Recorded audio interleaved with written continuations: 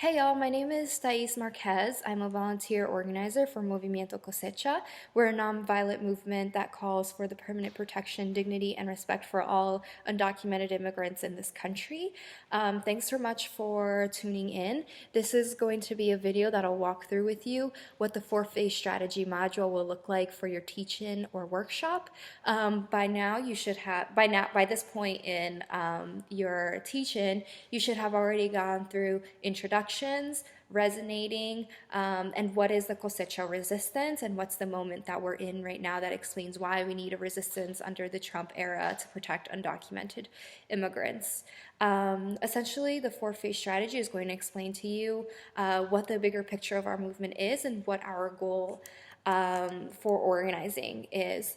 So we'll get right to it. You should have a script that was sent in your teach-in guide, and I'm pretty much just going to go through it right now. So this is going to be part of the transition section. So it goes like, we know that this country cannot operate without its workforce, which many of us as immigrants and low-income people are. If we choose to not cooperate in large numbers, then we have enough leverage to win permanent protection, dignity, and respect. This is the core belief of Movimiento Cosecha. And so the Cosecha strategy was developed in the course of 2 years by a group of activists and organizers who came from the DREAM movement. This small group came together because they felt disillusioned by the movement, and the team, who we call the Honesty Team, spoke soberly about the reality of where the immigrant rights movement is right now, and went and traveled the country to listen to communities. And what communities told us was that it's time for a general strike. And so when we talk about permanent protection in Cosecha or in the Cosecha resistance, we're talking about many different things.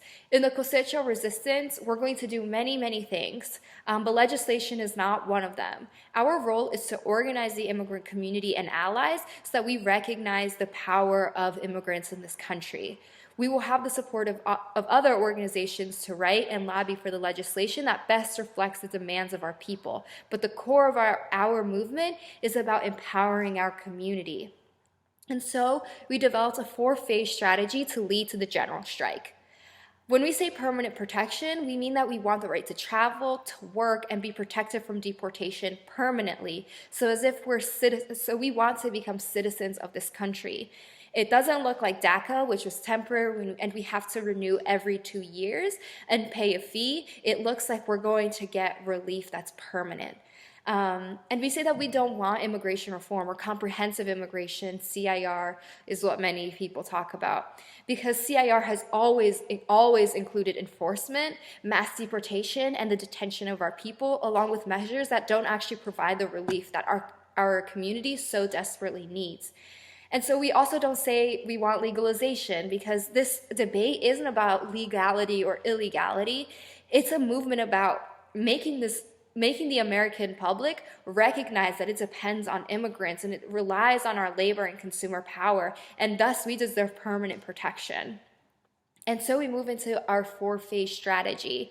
Our four-phase strategy is sort of a general concept because we want to give local groups the autonomy to do what they think is right, as long as it fits under the Cosecha strategy and under the Cosecha principles. And so there are many different ways that we're going to be able to build up towards this general strike. It could look like sanctuary campus. It could look like the Cosecha resistance. It could look like campus organizing, school organizing, walkouts, so many different things. But our phases are what's going to guide us to make sure that we are going to build up for the general strike.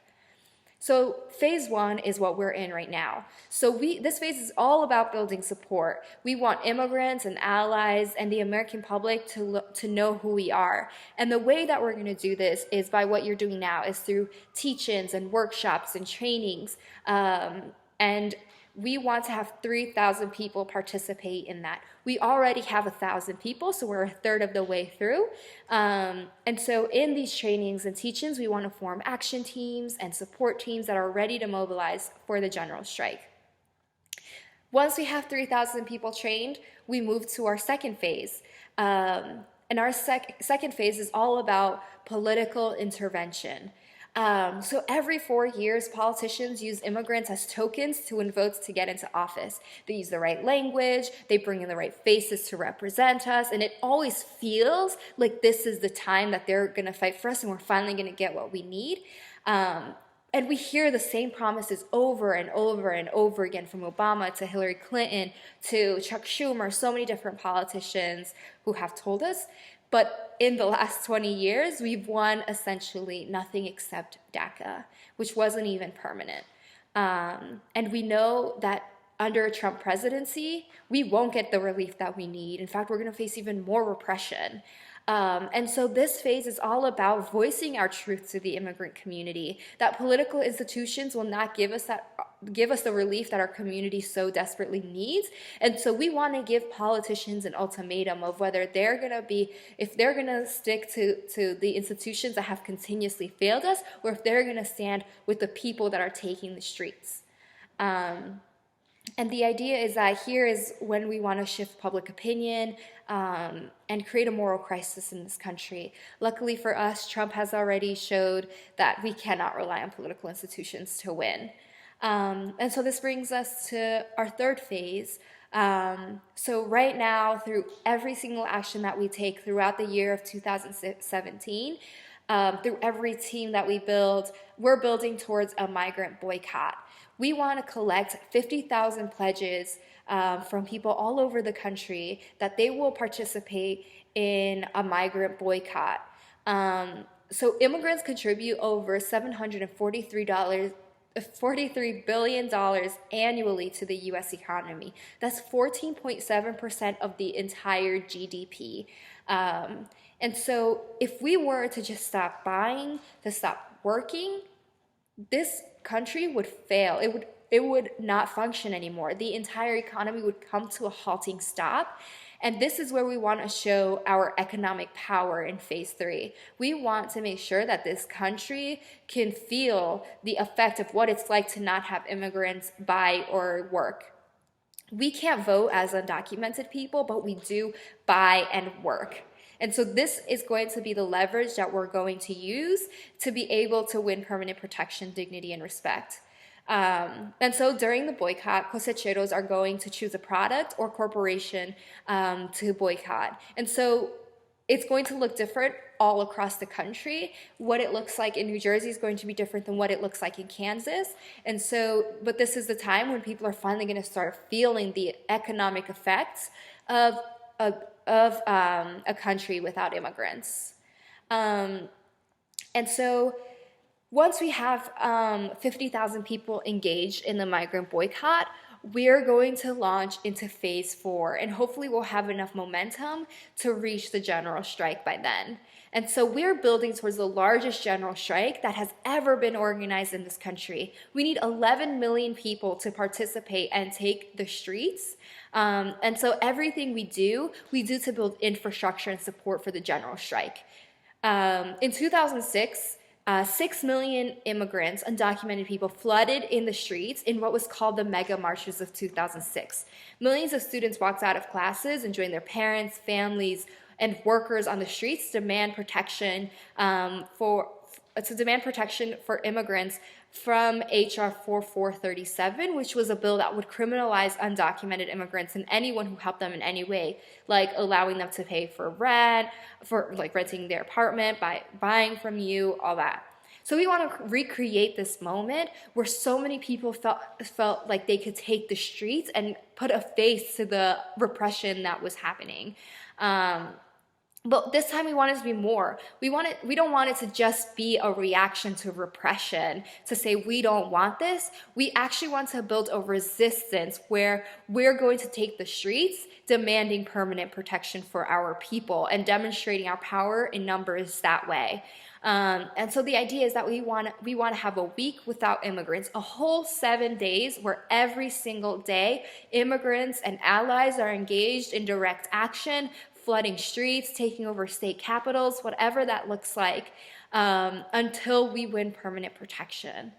And so I want you to imagine with me what the general strike would look like. And so you could, in this part of the module, you could do like a picture painting. And so you could ask your people to close their eyes and open your imagination. So we want you to imagine millions of people in the streets, united, visible, and in community, just flooding the streets. Just imagine your entire city and every major city in America just flooded with millions of people. And this happens for 7 whole days. No one's at work, no one's at school, it's completely empty. We force the economy to come to a screeching halt. We put faces to the workers and the students who we interact with every day, but we choose to ignore their value.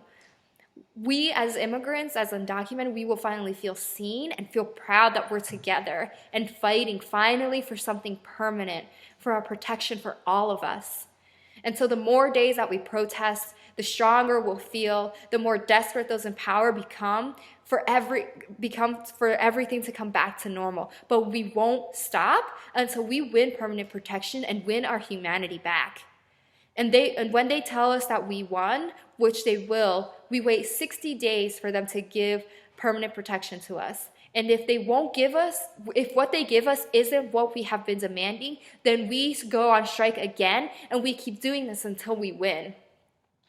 And so I ask you, if we do a general strike, would we win? If we organize the largest general strike in the history of this country and force the economy to stop for 7 days, would we win? If you believe that we will win and you feel called to be part of the Cosecha resistance and the communities that have committed to organize the general strike, please share with us what you're feeling. And in this part of the module, you'll want to give folks some time to digest what they just heard and to share their initial feelings. And then you can come to a close. So thanks to everyone who shared what they're feeling and why they want to be part of the Cosecha resistance.